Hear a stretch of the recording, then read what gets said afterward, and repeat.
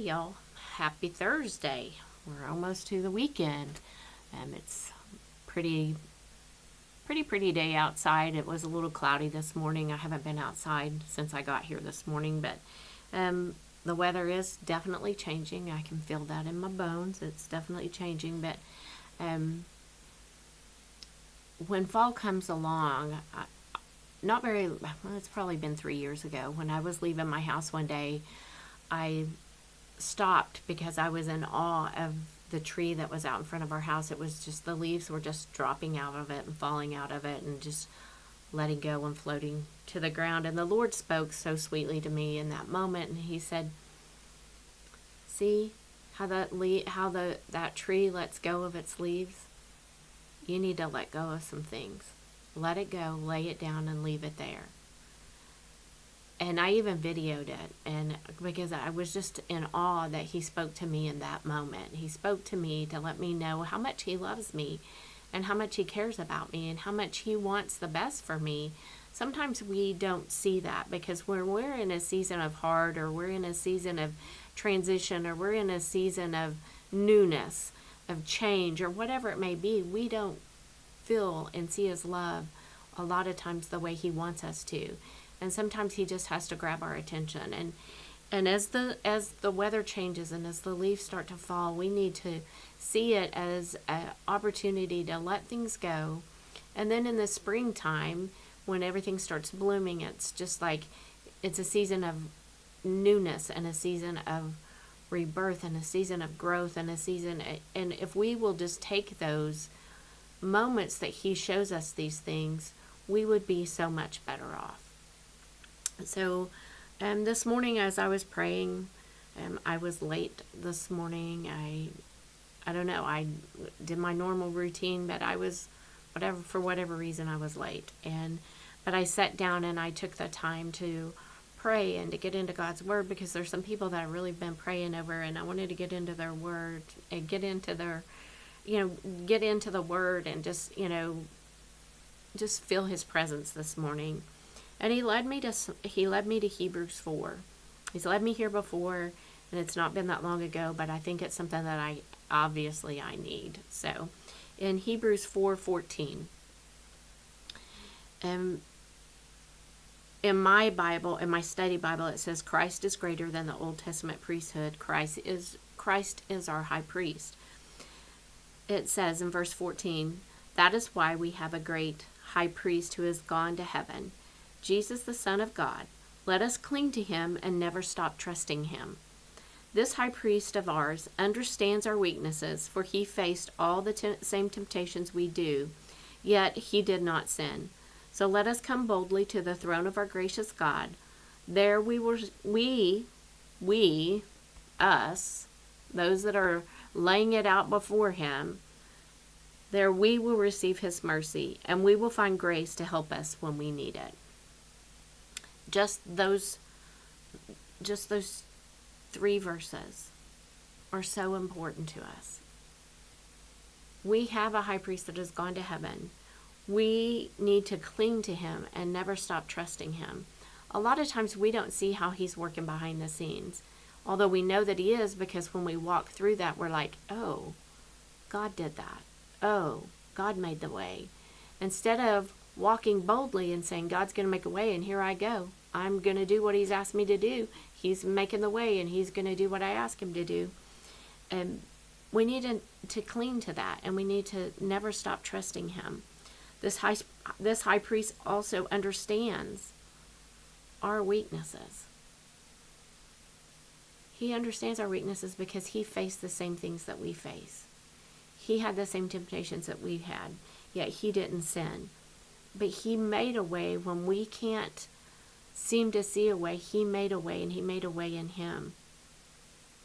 And he wants us to come boldly, not walking in with our head down, hands in our pockets, kind of kicking rocks like we did when we knew we had to go before our parents and say, well, there was a time I had to go before my parents and confess something that I had done the night before anybody else had the chance to tell them.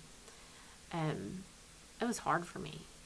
I went in and I did it I had my head down. I wasn't proud of what I had done, but I needed to let them know that I had done it, because I didn't want anybody else to tell them, because the fear and reverence that I had for my parents was healthy, but more so, I didn't want to embarrass my parents. Did not want to embarrass them at all. And I knew if they found out from somebody else, they may be embarrassed. And it wasn't anything horrible, so don't be going, oh, I wonder what she did. I got drunk at a party. Didn't do anything else other than that. Went home with my friend, and her mom caught us. And I got a lecture that night. And I wanted my parents to know. That didn't happen anymore. Did not happen because I was so afraid that I would embarrass my parents. So he wants us to go boldly to his throne.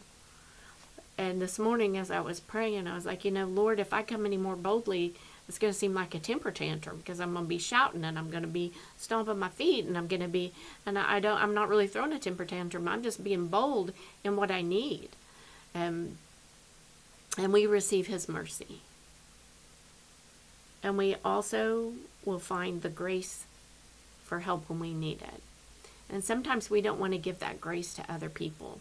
Sometimes when people hurt us, or sometimes when people say something against us, or say something about us, say something about our kids, we don't want to give them grace. But like I talked about with the kids yesterday at FCA, usually when somebody is talking about us, it's because they're going through something and they're aiming at whoever's closest to them. They're aiming their whatever because they don't know how to handle what they're going through, and we don't want to give that person grace. And we need to understand that when we go boldly to his throne, he gives us that grace. And he wants us to give that grace to other people. So today, I hope that no matter what you're going through, whatever you're facing, whatever report you got, whatever situation, whatever financial thing you're going through, whatever, that you will speak life over it, first of all. You will stand on the promises of God, and then you will go boldly to his throne and say, I need an intervention. I need you to intervene in this situation, because I feel like if you don't, I'm going to break. I'm going to fall apart. And it may not be that he intervenes in that situation, but he heals us and he encourages us and he gives us strength where we don't break and where we can handle the situation. So today I pray that you'll go boldly to his throne, lay it all at his feet, and then just get up and leave it there. Don't try to handle it yourself. Allow him to do the work for you. I pray that you will just find peace and comfort in going to his throne and knowing that you have that ability and you have that power and authority to speak over whatever's trying to come up against you. You have the power to speak against it. Because greater is he that is in you than he that is in the world. So start speaking life over yourself, life over your situation, and allow God to work. Even if you don't see results for days, months, weeks, years, whatever, he's working in that situation. So allow him to do that. I pray that you will have a great rest of your day, that you will get out and enjoy the weather that we're having. It's not 110 degrees, and there's been a breeze, and it's been nice. So I pray that you will get out and you will enjoy that. I want to thank our social media sponsors, Dawn and Sheila Ferris, Howard and Janice Clark, Leonard and Debbie Spencer, Gordon and Dee Kennard, Genesis Home Health, Turnbow Trailers, Parco Tax and Services, My Travel Misha, Stacy Reese, the Watkins family, Travis Holloway, and Ted and Alicia Crocker. Thank you all so much for all that you have poured into this ministry. I couldn't be here every day without you, and I'm so thankful for you. I pray that you will share this on your Facebook pages. I pray that you will always come and watch, because the more people that watch, the more people it gets mixed around on Facebook. The algorithm works, whatever. It's a whole different genre for me. I don't understand how it works, but the more people that watch it, the more it's out there. So I hope that you will share it, and I hope that you will watch it. And thank you again for being here with me today. We had a great service last night for our kids. We had 22 youth, and it's growing, and we're thankful for that. If you want your child to come, or if they need a ride, all you have to do is text the church phone, 918-399-5956, and we'll get them on the bus route. Nothing major happening this month. We're kind of having a quiet month. No guest speakers, none of that, which I think some days is good. Just to get in, just to have pastor in the pulpit and have the praise team up there. We have just been having some mighty moves of God. His Spirit has been here, and it's just amazing when the Holy Spirit meets us here each and every Sunday morning. So come out Sunday 9 and 11. Praise team will be a little bit different because I look on my calendar and see that Dawn and Sheridan are going to be gone. Sheridan will be performing at a rodeo this weekend, doing her trick riding.